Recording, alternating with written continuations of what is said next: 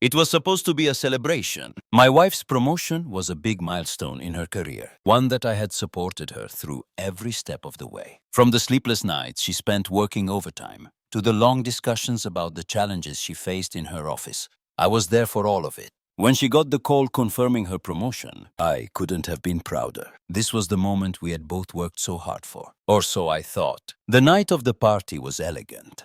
Crystal chandeliers hanging from the ceiling, laughter and clinking glasses filling the air. I was standing by her side, knowing we were about to join a circle of successful people, a celebration of my wife's hard work and achievement. It should have been a moment of unity, pride, and recognition. But as the evening wore on, something unexpected happened. Her boss, an influential figure in the company who I had once respected, took the microphone to address the guests. His voice was confident and smooth as he congratulated my wife on her well-deserved promotion. I stood there, beaming with pride. That was until he casually introduced me to the room as just her plus one. The words hung in the air like an icy wind, each syllable shattering any illusion I had of mutual respect and partnership in that moment. The coldness that spread through me wasn't just about the words he used. It was about the disregard, the total lack of recognition for everything I had contributed to her success, and by extension, to our shared life. The way he said it, so nonchalantly, as if I was merely an accessory, left me speechless. I looked around the room. My heart raced, my pulse quickened, and in that instant, every eye in the room seemed to confirm it. I was nothing, a background figure in the story of her success. I forced myself to smile, to mask the storm brewing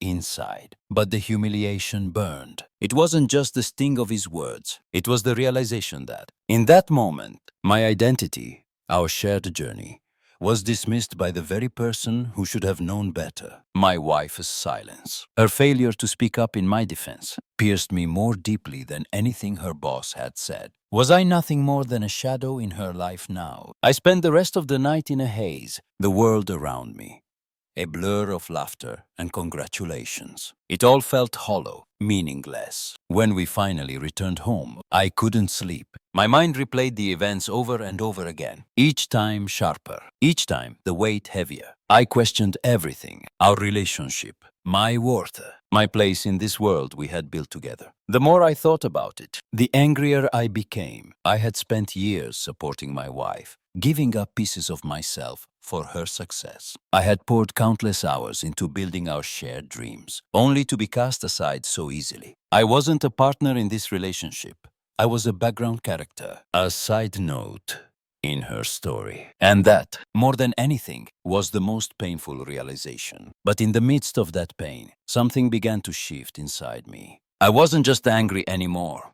I was determined to prove to myself and to the world that my worth wasn't defined by anyone else's perception of me. I wasn't just her plus one. I was a man who had spent years building something of his own, and it was time I started seeing myself that way. Over the next few days, I retreated into the quiet of my home office. The cluttered desk, filled with financial reports, business plans, and half-finished ideas, became a sanctuary. I started revisiting the work I had done, the company I had founded, the vision I had nurtured for years. I reminded myself of the sleepless nights I had spent turning nothing into something. I remembered the sacrifices, the risks I had taken, the people I had helped along the way. This was my legacy, my creation. I wasn't just a background figure in her success. I was the architect of my own, and I was going to prove it. I spent countless hours reflecting on the situation, crafting a plan. A quiet resolve began to form within me. I couldn't let this insult slide, not just for my own sake, but for the future of the business I had spent so much time building. I wasn't going to retaliate out of spite. I was going to use this moment of humiliation to fuel a transformation. The very man who had introduced me as nothing more than a plus one had, in my eyes, disrespected everything I had worked for. He had belittled not just me, but the company I had built from the ground up. And that, I realized, was something I couldn't let stand. The next step was clear. I had the power to make a change. As the founder and major shareholder of the company, I had the authority to address this behavior. The wheels in my mind began to turn. If my wife's boss could so casually dismiss me in front of everyone, then I would show him that his actions were not only unprofessional, but entirely unacceptable. The next few days were a blur. I was consumed by the idea of taking action, but not in a rash, emotional way. No, this had to be calculated, deliberate. I started to review the company's policies, contracts, and internal records, something I hadn't done in a long time. As I pored over the details, I began to see a pattern. This wasn't the first time her boss had displayed arrogance. It wasn't just the casual dismissal at the party.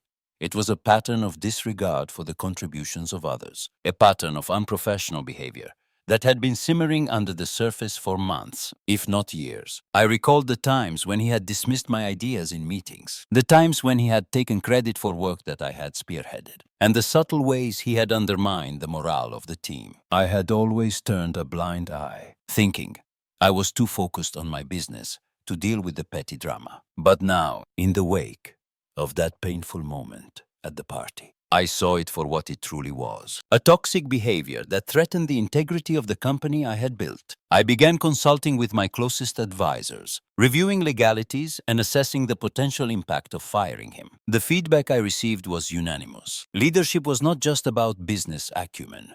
It was about respect, integrity, and creating a culture where everyone's contributions were valued. And this man, with his dismissive behavior, was a liability. He wasn't just hurting me personally.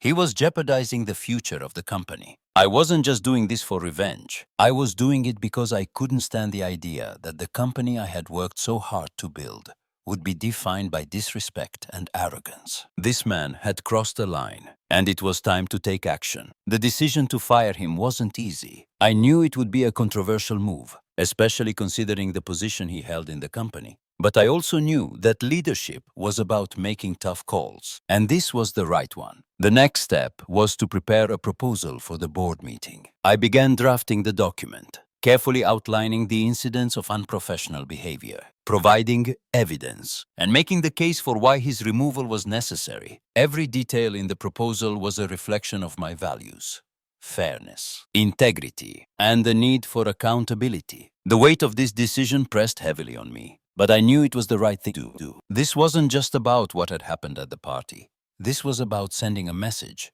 not just to him, but to everyone in the company. I was reclaiming my worth, not just as a founder, but as a leader who would not tolerate disrespect, no matter who it came from. The day of the board meeting arrived. I had prepared for this moment, but nothing could prepare me for the tension that filled the room. The board members were gathered around a large conference table, their expressions a mix of curiosity and skepticism. I had called the meeting at short notice, and no one knew exactly what to expect. I stood at the front of the room, a carefully composed figure. As I presented my case, the room fell silent as I outlined the incidents of disrespect, the behavior that had become increasingly toxic, and how it was damaging the company's culture. I didn't hold back. I spoke about the moment at the party, how his words had humiliated me, how it had reflected a deeper problem within the company, a lack of respect for the people who built it from the ground up. I shared the feedback I had gathered from other employees who had witnessed his behavior,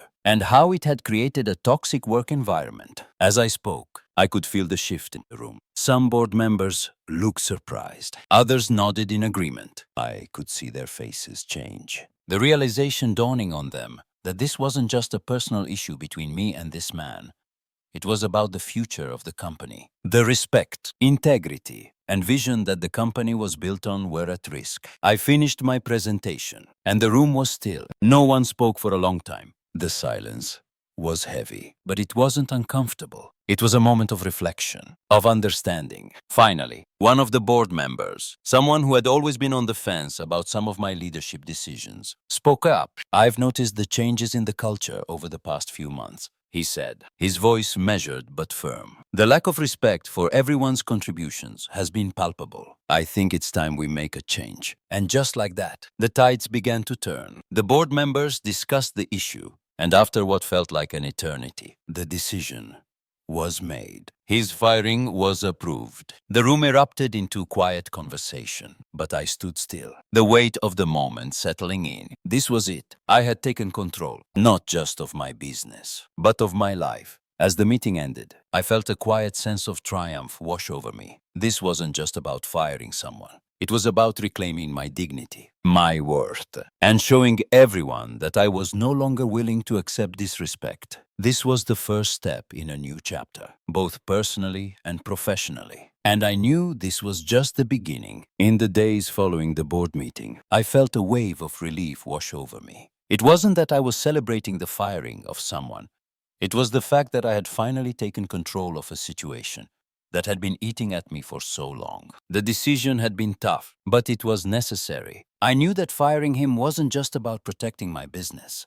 It was about asserting my self-worth, about showing myself that I wasn't going to let anyone diminish me or the work I had done. I also knew that this wasn't the end of the road. The emotional toll of being publicly humiliated, of having my worth disregarded, didn't disappear overnight. While I had taken the necessary action in the workplace, there were still deeper wounds to heal. I spent the next few days reflecting on everything that had led me to this point. I questioned the choices I had made, my relationship with my wife, and the sacrifices I had made for the success of both her career and our shared life. The party wasn't just a turning point in my business. It was the moment I realized that I had been sacrificing too much of myself. The pain of being reduced to just her plus one had triggered something profound inside me. I had always seen myself as her partner, her equal. But after that night, I understood that I had allowed myself to be defined by her success rather than my own. I had neglected parts of my own identity, and the humiliation I had felt in that moment was a wake-up call. It wasn't just about what had happened at the party. It was about everything I had allowed to happen before. I had allowed my worth to be dictated by the people around me,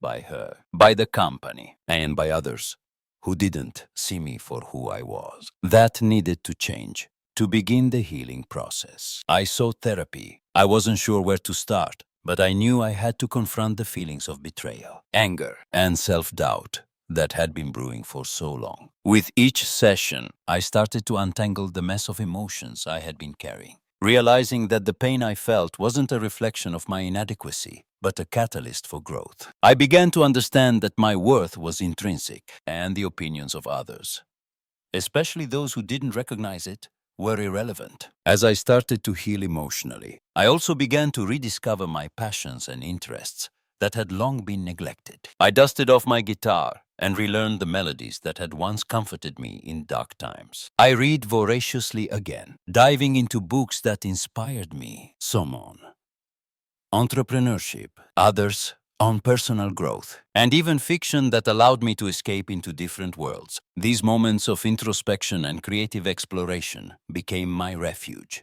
They reminded me of who I was before the chaos of life took over. And with each book, each song, I found a part of myself that had been lost. Professionally, I dove back into my work with a renewed sense of purpose. The business that I had once built with the intention of it being a shared venture with my wife was now something that I approached with fresh eyes. I reworked old plans, reimagined new strategies, and found inspiration in places I had once overlooked. I was no longer working with the mindset that I was just a silent partner.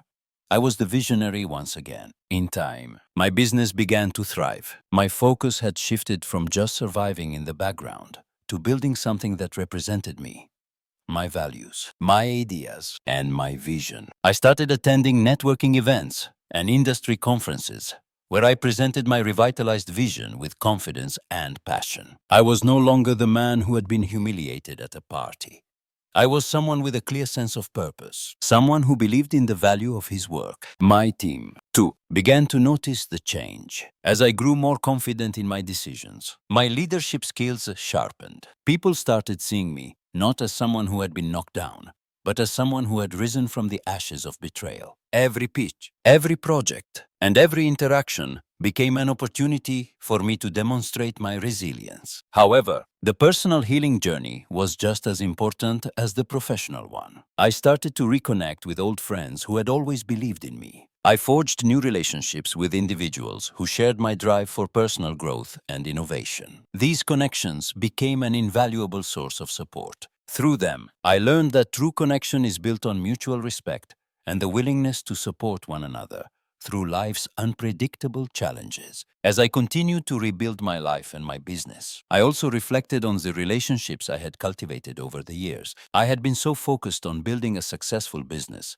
that I had lost sight of the importance of balance. I had sacrificed my own happiness, my sense of self, and my relationships for the sake of success. Now, I had learned that success was not just about professional achievements, but about living authentically and nurturing meaningful relationships. One evening, after a particularly rewarding pitch to a group of investors, I stepped out into the crisp evening air. The city lights shimmered in the distance, and I felt a sense of gratitude and accomplishment that I had never felt before. It was a quiet moment of reflection. I realized that the pain of betrayal I had felt that night at my wife's promotion party had led me down a path I had never expected. It had forced me to confront the realities of my life, to rebuild myself from the inside out. I thought back to that moment when I was introduced as just her plus one. At the time, I had felt small and insignificant, but now that moment had become the catalyst for a massive transformation. I had learned to reclaim my worth, both in business and in life. Looking out over the city, I knew that my journey was far from over.